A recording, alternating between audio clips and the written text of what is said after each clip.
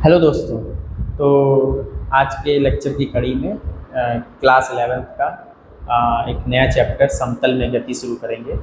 समतल में गति यानी मोशन इन एन प्लेन।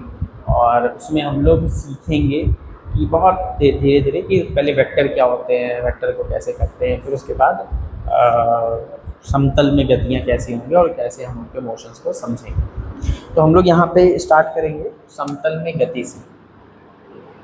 समतल में गति यानी motion in a plane, motion in a plane. समतल में गति यानी मोशन इन ए प्लेन। तो मोशन इन ए प्लेन में हम लोगों को सबसे पहले सीखना है कि हमें पता है कि जब गतियाँ होती तो राशियाँ जो होती दो प्रकार की होती, सदिश राशि और अदिश राशि। सदिश राशि का मतलब है, सदिश राशि का मतलब है कि ऐसी राशियां जिसमें क्या क्या हो, जिसमें परिमाण हो और दिशा हो, उन सभी राशियों को हम लोग सदिश राशियां कहते हैं। नहीं, इसमें हम लोग अभी आगे एक और पढ़ेंगे कि परिमाण हो।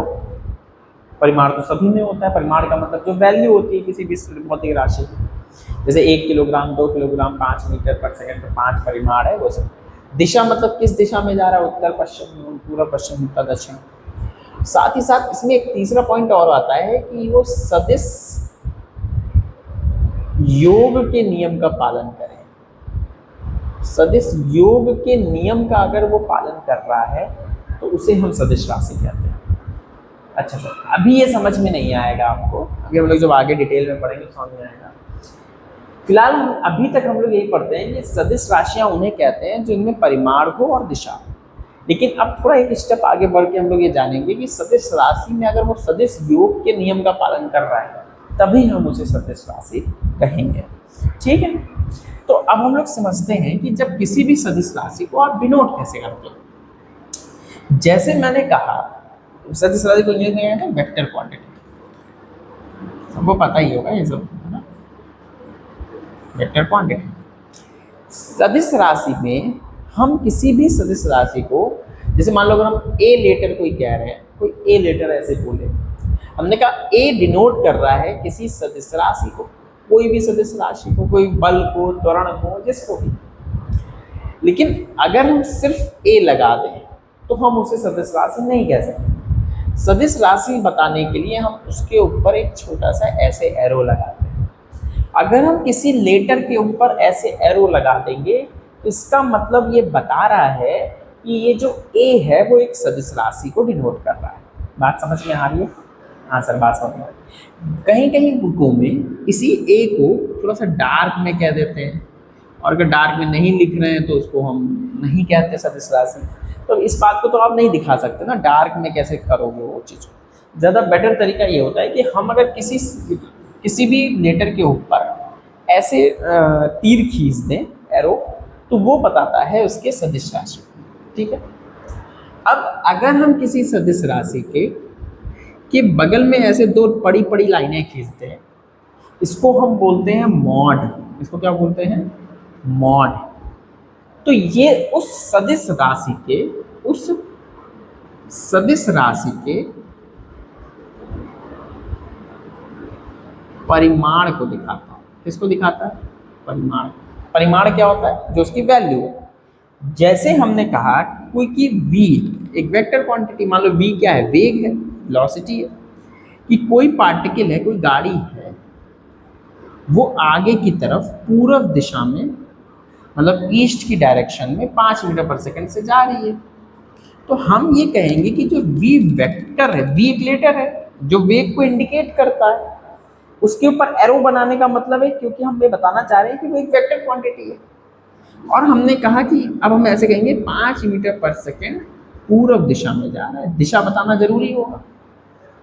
लेकिन अगर हम इसी वेक्टर पे सिर्फ एक ऐसी पड़ी लाइन लगा देंगे जो क्या बता रहा है? जो बता रहा है इस वेग के परिमाण को, तो अब हमें ये पूर्व दिशा बताने की जरूरत नहीं है, हम सिर्फ 5 मीटर पर सेकंड बोल सकते हैं। हमने दो चीज़ सीखी इसमें, अच्छे से समझो। लेटर कैसे डिनोट करेंगे, प्रतीक चिन्ह क्या है कि किसी भी लेटर के ऊपर अगर हम एरो लगाते हैं तो वो क्या बताता है, उस क्वांटिटी की वेक्टर क्वांटिटी बताता है। अब अगर हम उस बड़ी लाइन, उस वेक्टर क्वांटिटी में अगर हम ऐसे एक लगा दें जिसको हम मॉड कहते हैं, वो उसके परिमाण को दिखाता है। क्या दिखाता है? परिमाण। बात समझ में आई? हाँ सर, ये बात छोटी छोटी चीज़ें समझ में आ गई कि जब हम किसी भी वेक्टर के पे मॉड लगा देंगे तो यानी वो उसके परिमाण को दिखाएगा। अब कौन कौन वेक्टर क्वांटिटी होती हैं? जैसे वेग हो गया, विस्थापन हो गया, डिस्प्लेसमेंट हो गया, एक्सेलरेशन यानी त्वरण हो गया, फोर्स हो गया, ये सब उस राशि के वेक्टर क्वांटिटी को दिखाती है। तो सबको हम लोग जैसे डिस्प्लेसमेंट को भी दिखा रहे हैं तो एक्स वेक्टर ऐसे लगा सकते हैं, वेलोसिटी को ऐसे लगा सकते हैं, त्वरण को ऐसे लगा सकते हैं, फोर्स को ऐसे लगा सकते हैं। तो ये सब हम ऐसे दिखाते हैं। एरो का मतलब है कि वो एक वेक्टर क्वांटिटी है। बात समझ में आ रही है? वेक्टर क्वांटिटी समझ में आ गया। अब जब हम इसको वेक्टर क्वांटिटी को एरो के द्वारा दिखाएंगे, किसके द्वारा? एरो के द्वारा। एरो मतलब तीर के द्वारा, तीर के द्वारा। तो तीर के द्वारा जब हम दिखाते हैं किसी भी एरो को, किसी भी वेक्टर क्वांटिटी को, जैसे मैंने कहा कोई एक वेक्टर क्वांटिटी ए है, इसको हमने ऐसे दिखाया। तो जब हम एरो के माध्यम से दिखाते हैं, किसके माध्यम से? एरो के माध्यम से, अलग से कि हाँ ये वेक्टर क्वांटिटी एरो, तो जो उस फर्स्ट पॉइंट है, तीर की जो लंबाई होगी, तीर की जो लंबाई होगी वो उस वेक्टर के परिमाण को दिखाएगी। यानी उस वेक्टर यानी सदिश राशि के किसको दिखाएगी? परिमाण को, उसकी लंबाई। बात समझ में आ रही है? मैं समझाऊंगा। और इसको आप उसका सिर कह सकते हो, ये सिर है। और उस एरो का ये क्या कह सकते हो? पूंछ है। ये सिर है और ये पूंछ है। इसको हिंदी में भी हम लोग इसको हेड कहेंगे और इसको टेल कहेंगे, टेल कहेंगे, पूंछ है, हेड टेल। ठीक है। तो हेड क्या बताएगा? हेड बताएगा उस वेक्टर की दिशा, वेक्टर की दिशा। बात समझ में आई? दो चीजें हैं इसमें फिर से। इसकी जो लंबाई है वो किसको दिखाएगी? उसके परिमाण को। और उसका जो हेड होगा, ये जो तीर वाला साइन होगा, वो किसको दिखा रहा है? उस वेक्टर की डायरेक्शन। जाहिर सी बात है, हमें किसी भी वेक्टर को दो चीजें होती हैं, क्या क्या? एक तो उसकी डायरेक्शन, दूसरा उसका परिमाण। तो यानी उस ये तीर सब कुछ दिखा, दोनों चीज दिखा देगा। उसकी लंबाई क्या बताएगा? परिमाण। और जो हेड की डायरेक्शन होगी वो उसकी वेक्टर की दिशा बताएगी। बात समझ में आई? हाँ सर, बात तो समझ में आई, लेकिन इसका क्या मतलब है? सर हमने कैसे कह दिया 150 मीटर दूरी है, तो क्या हम 150 मीटर लंबाई खींचेंगे? नहीं, इसका मतलब ये नहीं है। बात को समझो। जैसे मैंने कहा आपसे, हम नोट तो करिए, चलते चल रहा होगा। हाँ, जैसे मैंने कहा आपसे कि 150 मीटर आपका विस्थापन है। समझना अच्छे से, किधर है? पूरब की दिशा में। और एक बंदे का विस्थापन है, मैंने कहा 50 मीटर विस्थापन है। पूरब की दिशा में ले लो, कहीं भी ले सकते हो, ऐसा कुछ नहीं है। तो इसका क्या मतलब है? इसका मतलब ये है कि 150 मीटर हम लंबाई थोड़ी ना खींचेंगे जब कॉपी पे खींचेंगे या उसको इंडिकेट करेंगे। मैंने ऐसे कर लिया थोड़ा सा समझने के लिए या समझाने के लिए या करने के लिए। सपोज करो कि मैंने कह दिया कि 50 मीटर को हम लोग इंडिकेट करेंगे 2 सेंटीमीटर से, या अगर थोड़ा सा कम लग रहा है तो 5 सेंटीमीटर से कर लो इंडिकेट। तो 5 से 15 तो थोड़ा ज़्यादा हो जाएगा, 15 सेंटीमीटर भी, लेकिन ठीक है, ले सकते हैं। ठीक है, तो इसका क्या मतलब है कि अब जब हम इसको दिखाएंगे तो हम कहेंगे 15 सेंटीमीटर की लंबाई खींचेंगे एक स्केल की। अब 15 सेंटीमीटर इंडिकेट कर रहा है 150 मीटर, इंडिकेट कर रहा है, एक्चुअल नहीं है। ऐसे ही 50 मीटर इंडिकेट में हम क्या करेंगे? 5 सेंटीमीटर खींच देंगे, तो अब हमको दिखने लगेगा, अच्छा ये छोटी लाइन है, ये इसका 3 गुना दिख रहा है, इसका मतलब ये उसके 3 गुना दूरी चला, तो क्या नहीं दिख जाएगा? हाँ। जैसे आप ऐसे समझो कि जो मैप बनाए जाते हैं, तो मैप में भी जो दूरियां होती हैं वो इंडिकेट करती हैं। कहीं नीचे लिखा होता है कि अच्छा इतनी दूरी, इतनी दूरी को इंडिकेट कर रहा है। तो आपको अगर ये पता है, जैसे आपको उत्तर प्रदेश में मान लो अपना सुल्तानपुर से लखनऊ, तो आपने क्या किया? एक स्केल लिया जहाँ सुल्तानपुर टिक पॉइंट लगा है, जहाँ पे लखनऊ पॉइंट लगा है, उसके स्केल से डिस्टेंस देख ली। नीचे लिखा है कि 2 सेंटीमीटर का मतलब, जैसे सपोज करो आपका आया 5 सेंटीमीटर सपोज करो, और नीचे लिखा है कि 1 सेंटीमीटर का मतलब है 30 किलोमीटर। तो आपने कहा 5 सेंटीमीटर आ रहा है, यानी 5 से मतलब 150 किलोमीटर दूरी होगी, ऐसे लगा लिया अंदाजा। वही तरीका यहाँ भी है कि हम जब कॉपियों पे बनाएंगे तो हम 150 मीटर थोड़ी ना बनाएंगे, हम बनाएंगे एक 15 सेंटीमीटर। तो हमने इंडिकेट कर दिया कि 50 मीटर का मतलब 5 सेंटीमीटर, तो हमने 5 सेंटीमीटर इसको बना देंगे और इसको 15 सेंटीमीटर बना देंगे, और एरो की दिशा दोनों क्योंकि पूरब है तो दोनों को पूरब दिशा में दिखा देंगे। सर ये बात तो समझ में आई ना? हाँ सर, ये बात हमको अच्छे से समझ में आ गई आपकी। ये एरो का खेल है, बात समझ में आया? तो एरो में 2 चीज़ें होंगी, टेल और हेड। अभी सब काम आएगा, परेशान ना हो, तो मैं सिखा रहा हूँ कि एरो कैसे काम करेगा, वो कैसे काम करेगा, ऐसा। अब सदिश राशियाँ बहुत तरह की होती हैं। जैसे अगर हम आपसे कहें कि 2 सदिश समान सदिश हैं, कैसे सदिश हैं? समान सदिश, इक्वल वेक्टर। इक्वल वेक्टर का मतलब क्या है? ऐसे 2 सदिश, ऐसे 2 सदिश जिनके परिमाण तथा दिशा दोनों बराबर,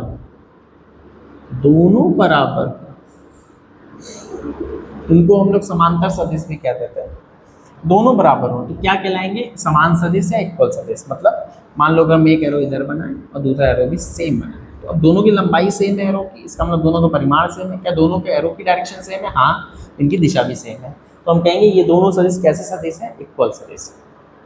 तो यानी असमान सदिश क्या होंगे? सिंपल सी बात है, असमान सदिश ऐसे सदिश होंगे, असमान सदिश ऐसे सदिश होंगे, अनइक्वल सदिश ऐसे सदिश होंगे जिनका परिमाण तो समान होगा, जिनका परिमाण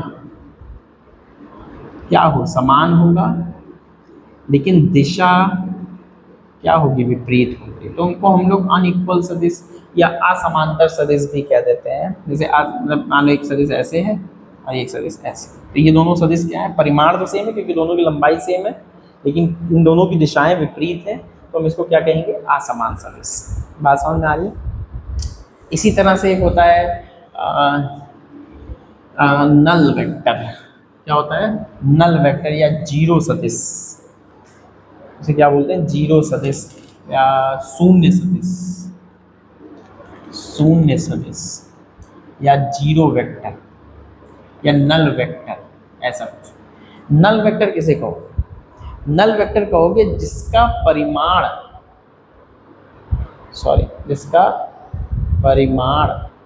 क्या हो? शून्य हो। इसका परिमाण क्या हो? शून्य हो, और जिसकी दिशा अज्ञात हो। शून्य नहीं, दिशा कभी भी शून्य नहीं हो सकती। दिशा क्या हो? अज्ञात हो। दिशा क्या हो? अज्ञात हो, ज्ञात ना हो, उसे हम लोग नल वेक्टर कहेंगे। जैसे कोई पॉइंट हमने बना दिया, ठीक है, अब इसकी ना तो लंबाई है, ना तो चौड़ाई है, ना तो ऊंचाई है, तो हम कहेंगे ये एक नल वेक्टर है। और इसकी दिशा वो किधर भी हो सकता है, इधर भी हो सकती है, इधर भी हो सकती है, इधर भी, इधर भी, इधर भी, इधर भी, कहीं भी हो सकती है। तो वो एक तरह का नल वेक्टर है, शून्य सदिश। छोटी छोटी डिफिनेशन है, वो आपको देख लेनी है, बुक से भी दिख जाएगा, बहुत डिटेलिंग में जाने की जरूरत है। तो हम लोग अब देखते हैं एकांक सदिश, उसी का एकांक सदिश क्या होती है, इसको अच्छे से समझेंगे क्योंकि ये आगे तक काम आने वाली है। इसको इंग्लिश में क्या बोलते हैं हम लोग? Unit vector. इसको इंग्लिश में क्या बोलते हैं मित्र? यूनिट वेक्टर, एकांक सदिश। एकांक सदिश किसे कहोगे? ऐसी सदिश जिसका मैग्नीट्यूड यानी जिसका परिमाण कितना हो? 1 हो। जिसका मैग्नीट्यूड कितना हो? 1 हो, उसे हम एकांक सदिश कहेंगे। मतलब हमें सिंपल सी बात याद रखनी है कि जिसका परिमाण कितना हो? 1 हो, उसे हम एकांक सदिश कहेंगे। एकांक सदिश में जनरली हम लोग किसी भी एकांक सदिश का परिमाण क्या होता है? 1 होता है। किसी भी एकांक, अच्छा मॉड लगा देते हैं, मॉड लगाने का मतलब उस सदिश का परिमाण अगर 1 है तो यानी वो वेक्टर किसको दिखा रहा है? यूनिट वेक्टर को दिखा रहा है, एकांक सदिश को दिखा रहा है। यहाँ पे एक प्रतीक चिन्ह होता है, एक सिंबल होता है जिसको हम लोग यूनिट वेक्टर के लिए हम लोग दिखाते हैं। ए पर अगर हम ऐसे कैप लगा दें, ए पर अगर हम ऐसे कैप लगा दें तो ये कैप इंडिकेट करता है एकांक सदिश को। किसको? यूनिट वेक्टर को। क्या इंडिकेट करता है? अगर हम किसी लेटर के ऊपर ऐसे कैप लगा दें तो यानी वो कैसा वेक्टर है? एकांक सदिश है। इसका मतलब है उस एकांक सदिश का जो परिमाण होगा वो कितना होगा? 1। बात समझ में आ रही? सिंपल सी चीज़ है। ऐसी सदिश जिसका परिमाण 1 हो उसे हम एकांक सदिश कहते हैं। बात समझ में आ रही है? अच्छा, एकांक सदिश अगर उसका परिमाण 1 है तो समझने वाली बात ये है कि जैसे आप समझना अच्छे से कि जैसे अगर मैंने किसी जैसे मान लो एक ए वेक्टर है, वो किसी वेग को, वेग ही मान लो, वेग वेक्टर दिखा रहा है किसी को। अब हमने कहा कि कोई पार्टिकल, कोई कण है, वो 5 मीटर पर सेकंड से जा रहा है पूर्व दिशा में। किस दिशा में? पूर्व दिशा में जा रहा है। तो अगर वो 5 मीटर पर सेकंड से पूर्व दिशा में जा रहा है तो बार बार ये कहना is a very tough task. जैसे अगर हम आपसे कहें कि कोई गाड़ी, मान लो ये ईस्ट है, ये वेस्ट है, नॉर्थ है, साउथ है, पूर्व, पश्चिम, उत्तर, दक्षिण, और मान लो कोई पार्टिकल इधर जा रहा है और एक दूसरा पार्टिकल है वो इधर जा रहा है, और ये जा रहा है पूर्व से 30 डिग्री के कोण पर, ये जा रहा है पूर्व से 60 डिग्री के कोण पर। तो मान लो ए पार्टिकल ये जा रहा है, बी पार्टिकल ये जा रहा है, तो आप इस वेक्टर को कैसे दिखाओगे? तो क्या मान लो 5 मीटर पर सेकंड से जा रहा है तो आप कहोगे 5 मीटर पर सेकंड से उत्तर से पूर्व, पूर्व से उत्तर की दिशा में 30 डिग्री पर है और ये 60 डिग्री पर है। यानी बार बार इस तरह के शब्दों को यूज करना वो बहुत कठिन हो जाता है। तो इसको लिए एक मैथमेटिकल टूल दिया गया, एक मैथमेटिकल तरीका दिया गया, वो उसका एकांक सदिश है। मैं आपको समझाता हूँ कि मान लो कि हमें क्या पता है कि ये जो एकांक सदिश है, ये जो एकांक सदिश, इसका अपना परिमाण तो 1 है। इसका मतलब है अगर हम ऐसा कह दें, ऐसा समझना अच्छे से, 5 मीटर पर सेकेंड किसी दिशा में जा रहा है, मान लो इस दिशा में जा रहा है, पूर्व दिशा में जा रहा है सपोज करो, तो हम ये कह सकते हैं कि वो किसी वी कैप की दिशा में जा रहा है। अभी समझेंगे अच्छे से। मैं आप ये समझाना चाह रहा हूँ कि ये जो वेक्टर है इसमें 2 चीज़ें हैं, परिमाण और दिशा। सर आप सही कह रहे हो, कोई भी वेक्टर में परिमाण और दिशा दोनों होती है। अब दिखाओगे कैसे दोनों चीज़ों को? तो हमने ऐसे दिखाया, हमने कहा ये इसका परिमाण है और ये उसकी दिशा बता रहा है। क्यों? क्योंकि हमें पता है कि इसका अपना परिमाण तो 1 है। चूंकि इसका अपना परिमाण 1 है तो इसको इससे मल्टीप्लाई करने पर इसकी वैल्यू में तो कोई फर्क नहीं आएगा। यार इसका परिमाण 1 है तो 1 से किसी को भी मल्टीप्लाई करो, कोई वैल्यू में चेंज नहीं आता। 5 है तो 5, -5 है तो -5। इसका मतलब है कि एकांक सदिश से अगर हमने इसको मल्टीप्लाई कर दिया तो इससे इसकी वैल्यू में कोई चेंज नहीं आया। तो कर क्या रहा है ये कर रहा है, ये बता रहा है कि जो v की दिशा है वो v कैप की, अब v कैप कुछ भी हो सकता है, ये हम लोग देखेंगे। अब मैं भी समझाना चाह रहा हूँ, ये पूर्व दिशा में हो सकता है, पूर्व पश्चिम दिशा में हो सकता है, कैसे डिनोट करेंगे वो हम लोग समझेंगे। ये मैं आपको समझाना चाह रहा हूँ कि इसका मतलब है किसी भी सदिश को उसके परिमाण और उसके एकांक सदिश के साथ लिखकर दिखाया जाता है। तो हमारे पास क्या तरीका होता है लिखने का? किसी भी सदिश को उसका परिमाण को मान लो हम ऐसे लिख रहे हैं, ये, और साथ में उसका एकांक सदिश ऐसे लिख के दिखाया जाता है। तो यानी अगर हमें एकांक सदिश निकालना है, अगर हमें एकांक सदिश निकालना है तो आ जाएगा ए वेक्टर अपॉन ए वेक्टर का परिमाण। यानी किसी भी सदिश का एकांक सदिश उस सदिश को उसके परिमाण से भाग दे देने से हमें उसका एकांक सदिश मिल जाता है। बोलो ये बात मैं ये समझाना चाह रहा हूँ ऐसा लिख क्यों रहे हैं? तो हमने कहा सर आपने समझा दिया हमको कि हम परिमाण लिखते हैं साथ में उसकी दिशा दिखाते हैं। हाँ सर ये हमको समझ में आ रहा है कि किसी भी सदिश में 2 चीज़ें हैं, पहला तो उसका परिमाण है यानी वैल्यू, और दूसरी उसकी डायरेक्शन है, दिशा है। हाँ सर ये बात तो हमको समझ में आती है। इसका मतलब सर ये परिमाण है और ये उसकी दिशा बताना, यानी एकांक सदिश का काम क्या है? एकांक सदिश का काम है दिशा बताना। एकांक सदिश का काम क्या है? एकांक सदिश का काम है दिशा को बताना। बोलो समझ में आया अच्छे से? हाँ। अब चूंकि मैं बता रहा हूँ, चूंकि दुनिया जो है वो 3D है, एक्स वाई और जेड टाइप, या अभी हम लोग प्लेन में करते हैं ना, जो टिपिकल नहीं करते हैं, फिर उसको जेड कप में कर देंगे। हमने क्या कहा कि हम इस बोर्ड पर किसी भी पॉइंट को अगर दिखाना चाहते हैं, समझना अच्छे से, तो अगर हमें इसमें किसी भी पॉइंट को दिखाना है तो हमने ये इस एक्स एक्सिस कर लिया, इसको वाई एक्सिस कर लिया। इस पॉइंट को दिखाना है तो इस पॉइंट को हमें क्या क्या जरूरत पड़ेगी? एक्स एक्सिस की और वाई एक्सिस की, तो हमको ये पॉइंट मिल जाएगा। ठीक है ना? तो मतलब ऐसा है। तो हमने इस पॉइंट को दिखाने के लिए एक्स और वाई एक्सिस का यूज़ किया। तो इसका मतलब है इस पॉइंट की किसी भी जगह को दिखाने के लिए हम एक्स एक्सिस और वाई एक्सिस का मिल करके दिखा सकते हैं। तो हमने ये कहा कि अगर कोई कण, फर्स्ट पॉइंट, यदि कण एक्स दिशा में जा रहा है, एक्स दिशा में जा रहा है, तो हम उसे आई कैप से दिखाएंगे। और यदि कण वाई दिशा में जा रहा है, वाई दिशा में जा रहा है, तो उसे हम जे कैप से दिखाएंगे। बोलो बात समझ में आई? मतलब आई कैप डिनोट कर रहा है एक्स की दिशा, जे कैप डिनोट कर रहा है वाई की दिशा। इसी तरह से इसमें एक वेक्टर और होगा जेड डायरेक्शन में, इस दिशा में, एक्स वाई और जेड तुम्हारी तरफ। तो अब अगर हमें यहाँ हवा में कोई पॉइंट दिखाना होगा तो हमें एक्स की भी जरूरत पड़ेगी, वाई की भी जरूरत पड़ेगी और जेड की भी जरूरत पड़ेगी। तो इस एक्सिस को हमने ऐसे दिखा दिया, ऐसे। लेकिन ये दिखता है कि बोर्ड में बना रहे हैं ऐसे तिरछा, ऐसा नहीं है। एक्चुअल में ये जो लाइन है वो ये है तुम्हारी तरफ, लेकिन इसको क्योंकि बोर्ड पर तो हम ऐसा नहीं दिखा सकते तो हमने ऐसे दिखा दिया।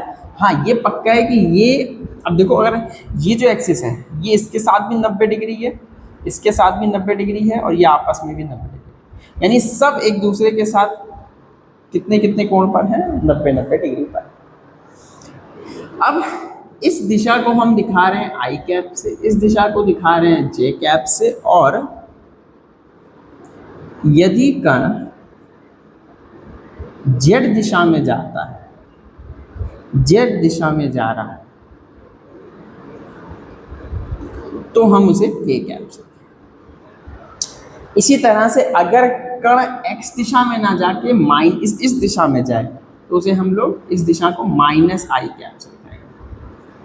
अगर ये कण ऊपर ना जाके नीचे जाने लगे तो इसे हम लोग माइनस जे कैप से दिखाएंगे। और इसी तरह से ये कण अगर उधर की तरफ अंदर घुस जाए बोर्ड के अंदर तो उसे हम लोग माइनस के कैप। इसका मतलब आई दिखाएगा प्लस एक्स की दिशा, माइनस आई दिखाएगा माइनस एक्स की दिशा, एक्स जे कैप दिखाएगा जेड की वाई की दिशा, माइनस जे कैप दिखाएगा माइनस वाई की दिशा, के कैप दिखाएगा जेड की दिशा, माइनस के कैप दिखाएगा माइनस जेड की दिशा। जैसे अगर हम, अब जैसे हमको ये जानकारी मिल गई, अच्छा आई कैप, अब ये इसका मतलब क्या है? इसका मतलब ये है कि आई कैप का परिमाण जे कैप का परिमाण और के कैप का परिमाण, बताओ कितना होना चाहिए? जल्दी बोल दो।